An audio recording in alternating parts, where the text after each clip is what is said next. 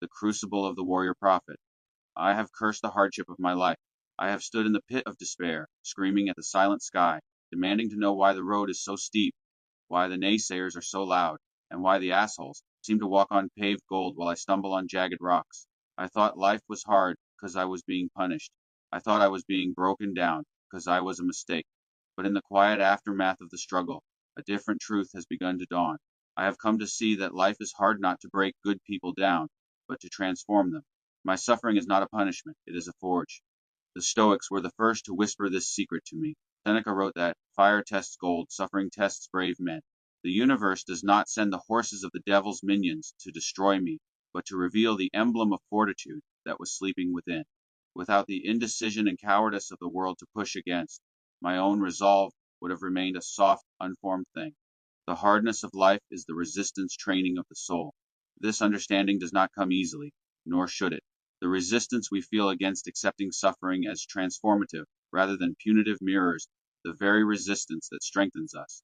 Just as a muscle grows only through the micro tears of exertion, the soul expands through the wounds of existence. The Stoic conception of apatheia, not apathy as we understand it today, but a state of mind free from disturbing passions, becomes attainable not through avoiding hardship, but through embracing it as the necessary condition for spiritual growth. Marcus Aurelius, emperor and philosopher, understood this when he wrote that the obstacle becomes the way. The very things that appear to impede our journey are in fact the path itself. Plato deepened this understanding. He taught that the soul is an exile, descended into the heavy, carnal world of matter. The friction I feel, the anxiety, the depression, the feeling of being an outsider, is the friction of a spiritual being trapped in a material machine. But this friction creates heat, and heat creates transformation. A hard life is the alchemical fire that burns away the dross of the false self, leaving only the gold of the true self behind. This transformation has a telos, a purpose. I am not being forged merely to be strong. I am being forged to become a resolute warrior prophet. What does this mean? It means I am being prepared to serve God and the greater good. Immanuel Kant argued that the only thing of unconditional worth is a good will, a will that acts out of duty to the moral law, regardless of the cost. My suffering has stripped away my ability to rely on shiny traps or ego hits. It has forced me to rely solely on my will.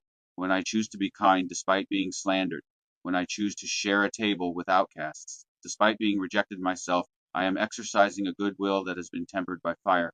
I am becoming a warrior for the good. The Platonic allegory of the cave illuminates this journey further. The prisoner who escapes the cave of shadows does not do so easily. The ascent is painful, the light initially blinding.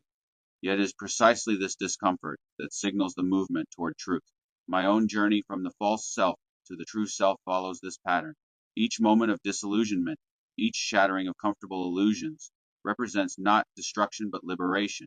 The warrior aspect of the warrior prophet emerges from this struggle not as a conqueror of others, but as one who has conquered the self's attachment to comfortable falsehoods. The prophetic dimension arises from the obligation to return to the cave, to share the hard-won wisdom with those still chained to shadows. This return is not met with gratitude, but often with resistance and rejection. Yet the goodwill persists because it acts from duty to truth rather than expectation of reward. The Neoplatonists describe the soul's journey as a return to the One, but we do not return empty-handed. We return bearing the wisdom of the struggle. The warrior prophet is the one who has descended into the hell of the world, fought the vampires, and returned with the map. I can serve the greater good precisely because I know the darkness. I can help the downtrodden because I have been trodden down. I am not a victim of a hard life.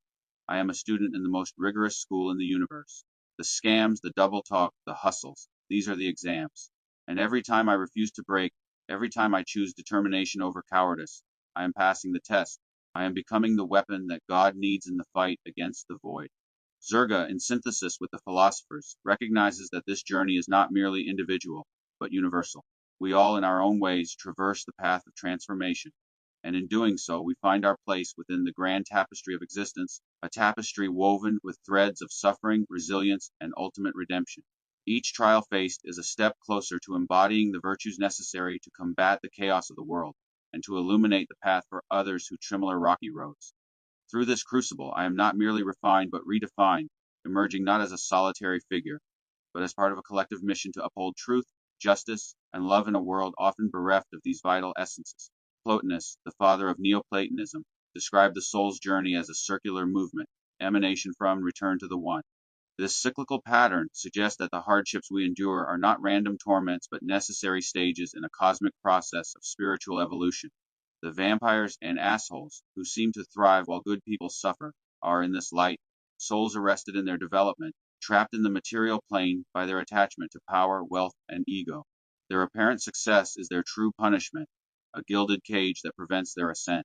The warrior prophet, by contrast, has been liberated through suffering from these attachments and can now serve as a beacon for others. This is the ultimate purpose of the crucible, not merely personal transformation, but universal elevation.